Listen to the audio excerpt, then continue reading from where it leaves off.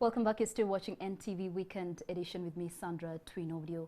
Well, this is the last weekend of the election campaigns, and there have been concerns about the heightened level of violence, mostly from the security forces over the course of the campaign period. With presidential and parliamentary elections due on Thursday, there are fears that the country might experience an increase in violence, but there is some hope that life would definitely return to some kind of normalcy after the elections are done.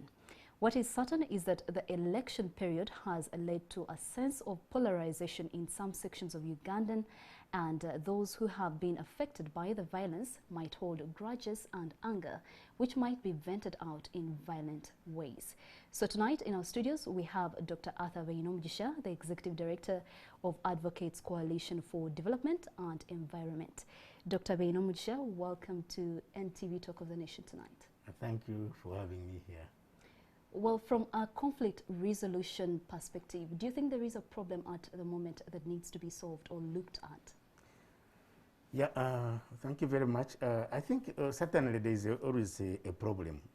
In this country, election after elections, we have experienced low intensity kind of conflicts or violence. Elections are always contested, and it's a form of conflict, but in a democratic setting, it is supposed to be conducted in a peaceful way. And unfortunately for Uganda and much of across Africa, the elections have always been characterized by violence.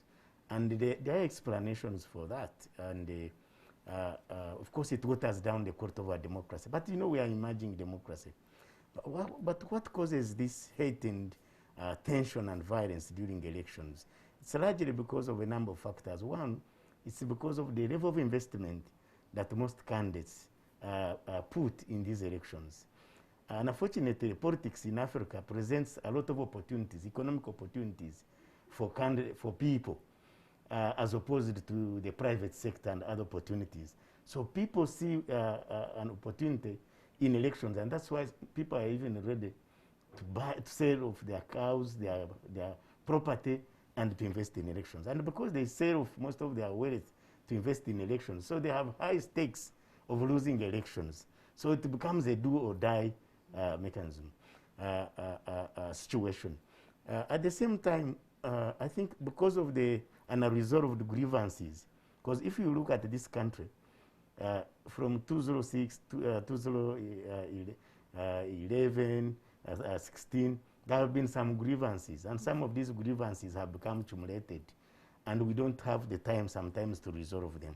So, and these grievances sometimes feed in historical grievances, tribalism, sectarianism, and these ones cumulatively actually have, this time around, become a bit more violent. But at the same time, I think we have seen that some the candidates, especially presidential candidates, have not given Ugandans a lot of agenda, what they are going to do for the country once they are elected in power.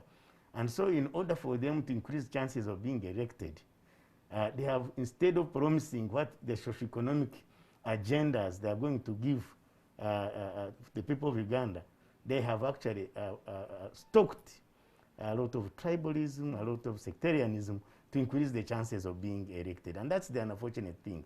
I think we, yes, I've seen some candidates, they had the political, the manifestos, but they have not stuck to the manifestos to articulate the issues, the service delivery, the economic policies, the foreign policies that they are going actually to pursue. So in order to increase the chances of being elected, they have not focused. Actually, the elections are not issue-based. They are party-based, but you know, and sectarian-based, which also heighten the tension that we see. Well, you point out something that now brings me to that will bring me to my next question. You know, the fact that the presidential candidates and even political actors tend to invest a lot in the election period campaigns and the like. And you also mentioned that sometimes when they lose, you know, it's hard on them. But this takes me to the fact that we are seeing different players, you know, different people taking a part, be it the citizens, civil society organizations, be it the politicians themselves, be it the candidates, whichever of the different parties that we are seeing in place. But how would you say each one of them is contributing, you know, in a little bit, contributing to the way we are seeing the state of affairs playing out at the moment? Again, I should say, while I have talked about the candidates investing so much money in order to win, the electorate also, the electorate. Do they put pressure on the yes, candidates? Yes, the electorate also wait for actual election time to make a killing. I know one of the candidates here who said, send me there so that I can eat, I am hungry. And now the 5 years have ended. He has gone back and told the people, I am now full. It is now time for all of us to eat. Send me so that we can all eat. Of course, empty promises. But you see, there has been increasing monetization of elections. People look, actually, the demands on these candidates is too much, because now people, they call it okulembeka in Uganda. It's an opportunity for now for the electorate to extract as much money from the electorate. And this puts pressure both on the candidates, but also on the electorate. I think moving forward, and I think it's an issue of policy, legal and policy failure. I think we need to legislate about how much money one can put, the sources of money, but also conduct a civic education. Because if people say their property to win elections, then they are not going to serve the electorate. Service delivery will, because these persons will have to wait until they have recouped the proceeds from their political offices before they remember the electorate. And again, because increasingly we have seen that elections have become a source of money. They have not become an opportunity to serve your country, to serve your people. In other countries, people have worked, they are retiring. They are going actually to serve their country. They are not going to earn money, because actually, and this is also where we have to legislate. We have to reduce the amount of harvest that politicians can make from politics, so that people go there for service. And unfortunately, here people is a source of employment, and we left even the parliament. I think it even became worse, because the parliament of Uganda has a sole responsibility of setting their own emoluments. They have increased the amount of pay they take home. So going to parliament, people know they are going to carry baskets.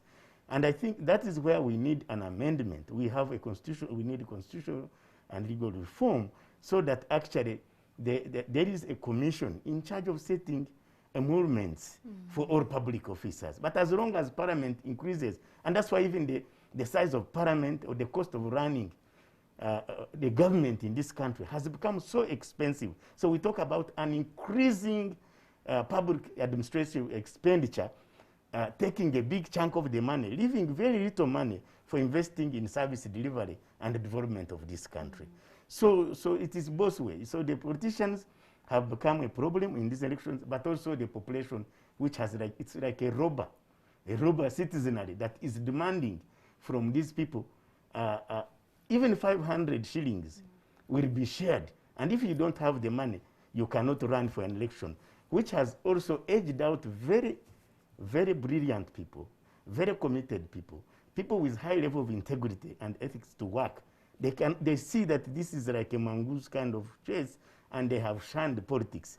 And as such, this country has been left at the mercy of people who can do things that are unimaginable. So the best citizens with high level of integrity and morality have shunned. And unfortunately, then the people who legislate, people who make policies for you, are those people who are actually not committed and unethical.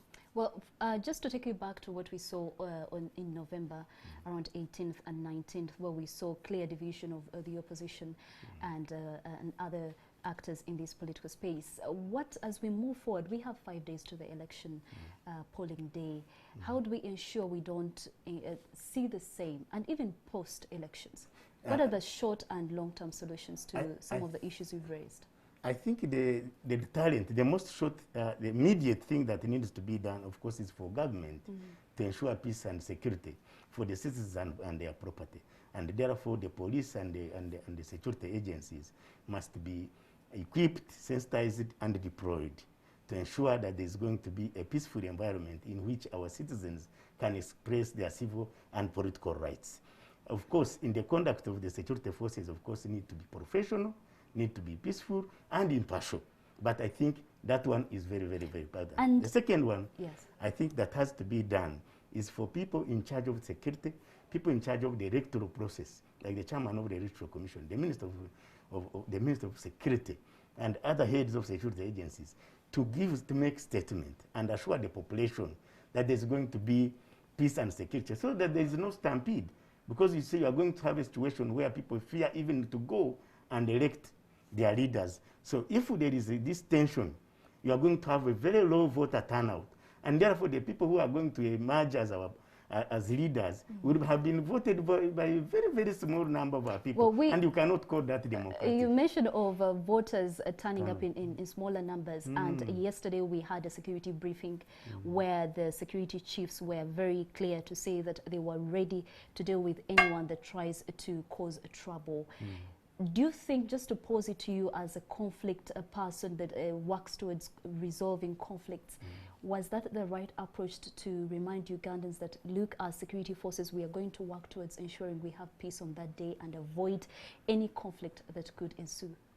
I think it is in order for them to come out, because also because there are people actually who make profit by causing trouble. We call them entrepreneurs of violence. Because you see, this country has a history where people root and become millionaires. And I think that trap must be broken. But the security the security bosses to give a statement to assure the population that it's going to be peace and security is important. Although it came too late. In my view, it should have come long ago, and you don't need also to scare the population, but actually build what we call actually, we should have built a relationship between the citizenry and the security forces. Because you see, we now don't talk about state security, we talk about human security. And human security encompasses both the security of the state and the security of the citizens. But because they have waited, and there is heightened tension, so you have to scare the population. If you come out, you lose your life. But actually, if we had started very early, create these lines, and actually even now, I think there's a need to create lines of communication, lines that will create that kind of harmony between the citizens and the citizens. Because the security is for the citizens. It is not just independent of the citizens. So there is a need to create harmony between the security and the state, because the security is for the citizens. But we shouldn't have a dichotomy between security and then the citizens. Post-elections, just briefly, candidates, there's some candidates that will lose out, there are those that will win. How do we maintain peace? This is the bigger question. What happens after 14th January? How do we maintain peace? My message to colleagues that have decided, because we are 45 million Ugandans, out of those, some of you have come out to contest for these elections. If you lose elections, be honorable to concede defeat, so that the country is not burnt. It is not a do or die situation. And let me say this. Africa has been laughed at as an end state, as a failed state. In 2000, May 2000, The Economist magazine described Africa as a hopeless continent. And they were looking at the senselessness in which we kill each other. But time has come for Africa actually to donate to the rest of the world, to show that actually we can handle our elections and embrace the winners and wait for another turn in 2026 and run again. So the world has not come to an end. But be careful, because also the world looks down upon us because of the way we conduct our affairs. Let us conduct this election in a very civilized manner. And perhaps I'm sure America that Uganda can do it better than us, because we are not going to remain students of others, but also need to become teachers of others. Thank you so much, Dr. Arthur Beinomugisha, who is the Executive Director of Advocates Coalition for Development and Environment, speaking to us about how we can all maintain peace in these very tense times. Come 14th January, we do hope and really look forward to a fair and free election that will, of course, be very peaceful. Thank you so much for joining us. NTV Weekend Edition will continue shortly, so do not go away.